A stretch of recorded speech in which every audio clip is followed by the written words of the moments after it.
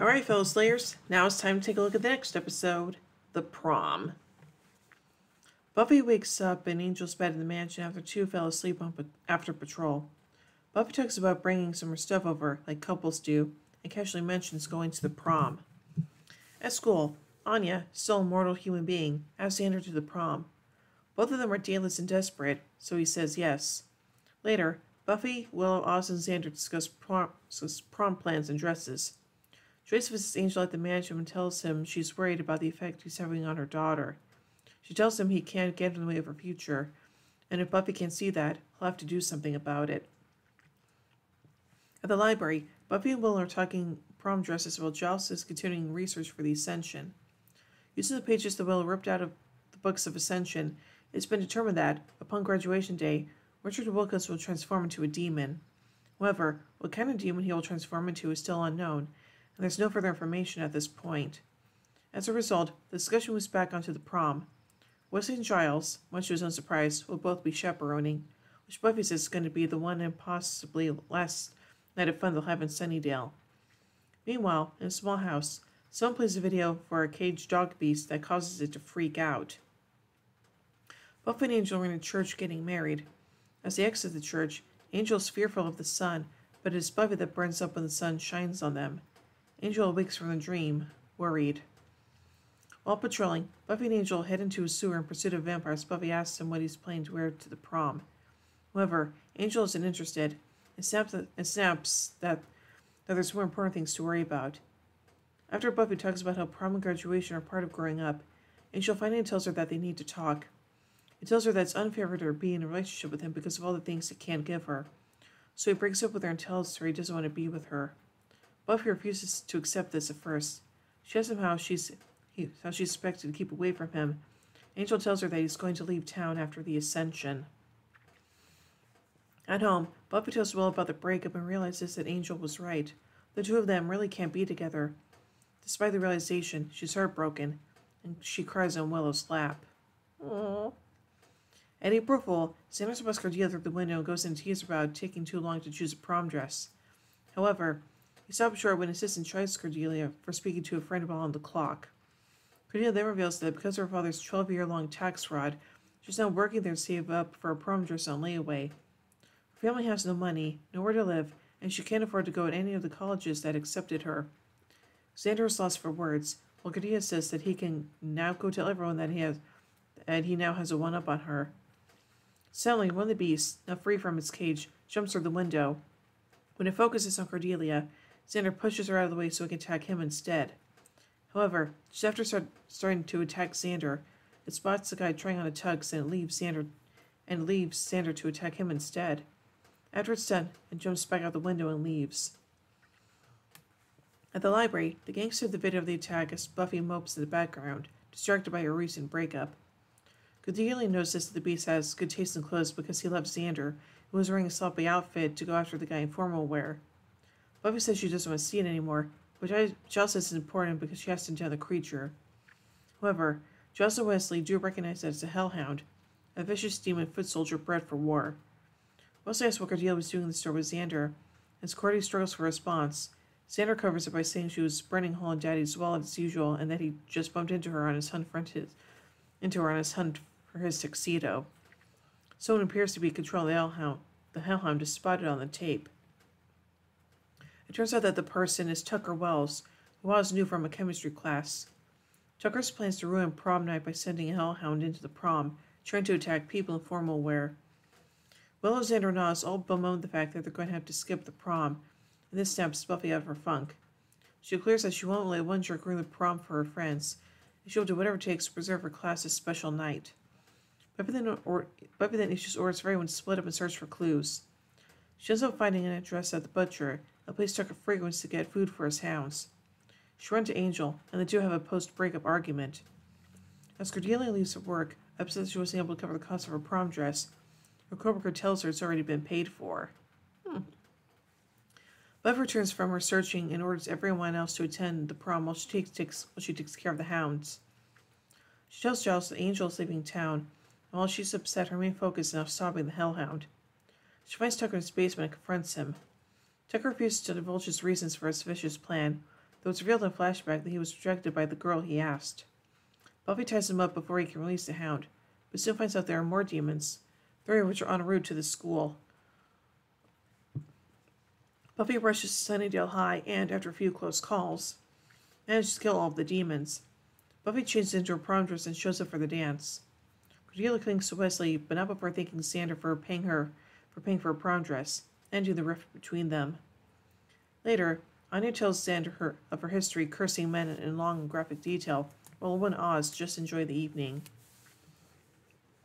When class awards are given out, Xander is snubbed for class clown. Jonathan goes up to the microphone and asks if Buffy is present. Everyone turns towards our spotlight and shines on Buffy at the punch bowl. Jonathan reads a speech in which the prom committee acknowledges that they know a lot of unusual and weird stuff goes on in the school, and also that Buffy was always trying to protect them from it. They know that she's protected and saved almost all the people present at the dance, contributing to the 1999 graduating class's record for breaking a low mortality rate in Sunnydale High history.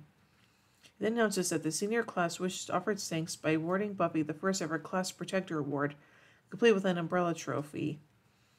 Buffy, stunned and smiling, walks through all the cheering crowd and receives her award. Afterwards, the students enjoy the rest of the dance. Anya dances with Xander finds herself not minding a bit, which also Wesley stop worrying and asks Cordelia to dance. Buffy walks over to Giles, and he congratulates her on her work getting rid of the Hellhounds. He also expresses surprise that the class should be so gracious. Buffy tells him that people can surprise you sometimes. Looking toward the door, Giles sees something and holds Buffy's award for her. She turns and sees Angel standing there in a tux. He tells her he understands that it's a important night for her, but doesn't change anything between them. Buffy accepts this, and the two dance. Aww. So now let's take a look at some continuity surrounding this episode. This episode marks the end of Buffy and Angel's relationship. He leaves Sunnydale after Graduation Day Part 2 and starts the spin-off series Angel. Buffy chooses the high school moment she dreamed of and is floored to be recognized by her peers for her work. We learn in this episode that Cordelia's father was guilty of tax fraud of some sort, reducing her family to near poverty. This change eventually leads to her migration to L.A., where she will team up with Angel in City of. When Anya asks Xander to the prom, she references the events of Lover's Walk and The Wish. Tucker Wells has an even more obscure brother, Andrew, who became prevalent in the series from his debut in Flooded, eventually became part of Scooby Gang until the end of the series. Buffy says that Angel's 243 years old. Since he became a vampire in 1753, by 1999, he would have been a vampire 246 years. She also does account for 26 years of his life before becoming a vampire, making him 272. Up until this point, it was normal for civilians in the series to not mention the supernatural events that they experience. She also explained this as the ability to be able to rationalize what they can and forget what they can't. This episode is the first time that students at Sunnydale High openly show awareness of the supernatural events at their school. While Buffy is presented with the Class Protector Award, students shout out zombies and hyena people as examples. So now let's take a look at some production notes from this episode.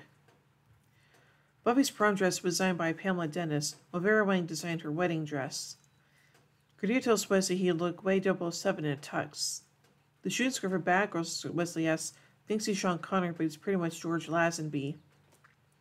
An unconfirmed rumor is that the winner of a Buffy Christmas sweepstakes, Jessica Johnson of Maryland, appears in this episode.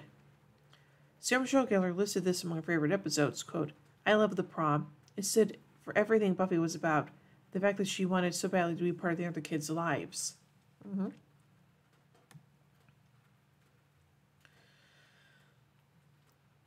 also, let's take a look at a broadcast note. Because Earshot's premiere was delayed, viewers at the time weren't aware of Buffy stopping Jonathan from committing suicide.